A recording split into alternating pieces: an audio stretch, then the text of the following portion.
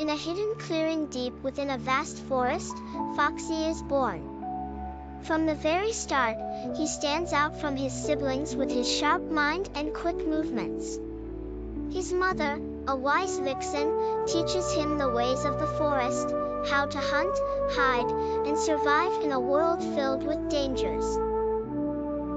Foxy, however, is more adventurous than his brothers and sisters.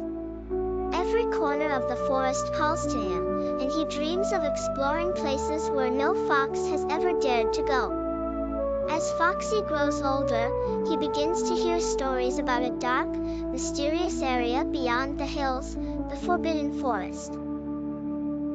It's a place all animals fear, filled with strange creatures, ancient spirits, and unknown perils. Despite warnings from his family, Foxy's curiosity only deepens. Night after night, he dreams of the forbidden place, until one day, his longing for adventure is too strong to resist. He sets out, alone, to uncover its secrets. As he ventures deeper into the forest, Foxy encounters Luna, a solitary wolf known for her strength and stealth. At first, Luna sees Foxy as easy prey, but Foxy's quick thinking and cleverness surprise her. Instead of attacking, Luna proposes a deal. She will accompany him on his journey, protecting him from dangers, in exchange for his cunning to outsmart the obstacles they will face. Thus begins an unlikely friendship between the fox and the wolf, a partnership forged out of necessity but destined to become something more. Together, Foxy and Luna enter the Whispering Trees, ancient oaks whose leaves seem to murmur the stories of the past. These trees are said to possess a strange consciousness, communicating through the wind and the earth. Foxy, always curious, listens carefully to their whispers. The trees reveal an ancient secret. Hidden deep within the forbidden forest lies a great power, one that only a fox with a pure heart and sharp mind can unlock.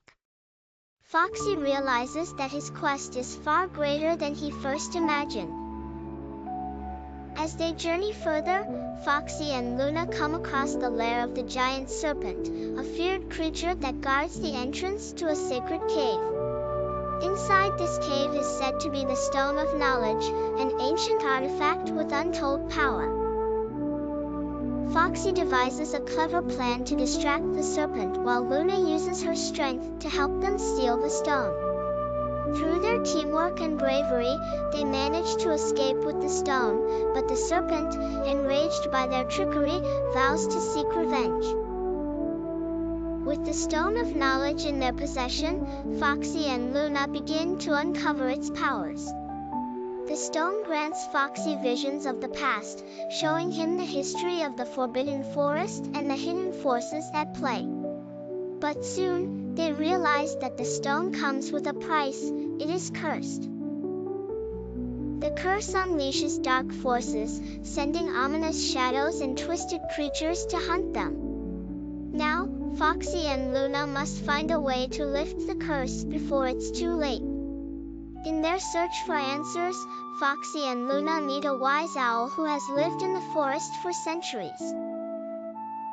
The owl tells them of an ancient prophecy: a fox with unmatched intelligence and bravery will one day unlock the power to restore balance to the forest. The wise owl offers Foxy guidance, giving him a magical feather that will help him navigate the most dangerous parts of the forest. Foxy realizes that his destiny is tied to the fate of the forest itself. The journey leads Foxy and Luna to the enchanted maze, a labyrinth made of thorny vines and brambles.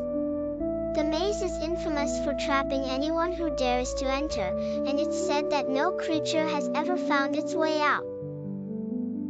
With Luna's strength and Foxy's clever thinking, they manage to navigate the maze, solving riddles and avoiding deadly traps. Their bond grows stronger as they work together, trusting each other completely in the face of danger. As they emerge from the maze, they encounter an old hare, who claims to know the secret to breaking the curse of the Stone of Knowledge. He offers to guide them to the place where the curse can be lifted. But Foxy, always suspicious, begins to sense something is wrong. One cold morning, Little Bear wakes up to find the forest blanketed in white. It's the first snow of the season, and everything around him sparkles under the winter sun. He rushes outside, excited to explore the snowy landscape. Little Bear loves the snow. It's soft, cold, and fun to play in. His mother, Mama Bear, warns him to stay close, but Little Bear's curiosity gets the better of him. He wanders off, eager to see what the snow-covered forest has to offer. As Little Bear roams through the forest, he comes across the frozen river, a place he's never seen in this state before. The ice is thick and shiny, and he can see fish swimming beneath the surface. He gingerly steps onto the ice, but Mama Bear's warning echoes in his mind, and he quickly retreats. He realizes that the frozen river is beautiful but dangerous. Instead, he follows its edge, wondering what lies beyond it in the snowy woods. While walking along the river, Little Bear hears a rustle in the bushes. He stops, his heart racing, until a small, sly figure steps out. It's Red, a friendly fox known for his cleverness. Red greets Little Bear with a wide grin and asks what he's doing so far from home. When Little Bear explains he's exploring the snow, Red offers to join him. Together, they decide to venture deeper into the woods, where the snow is even thicker and the adventure just beginning. As they venture further, a large snowy owl swoops down and lands on a nearby branch. The owl's golden eyes gleam as she looks at Little Bear and Red.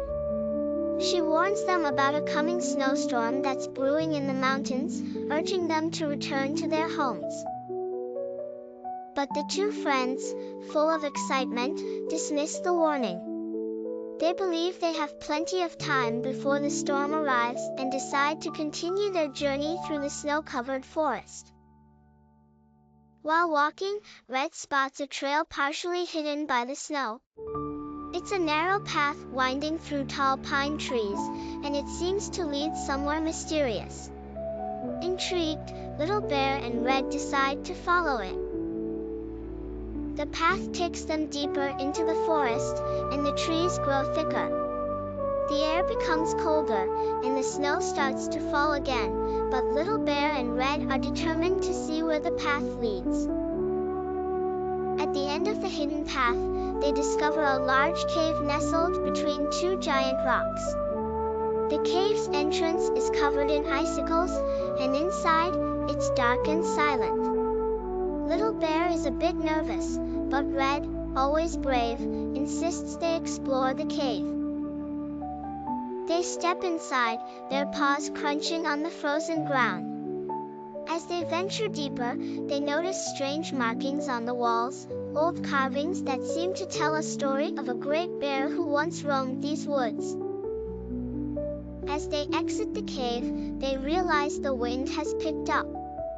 The sky is darker, and the snow is falling faster. The storm the snowy owl had warned them about has arrived. Red and Little Bear know they must find shelter quickly. The snow is swirling around them, making it hard to see, and the cold bites at their noses.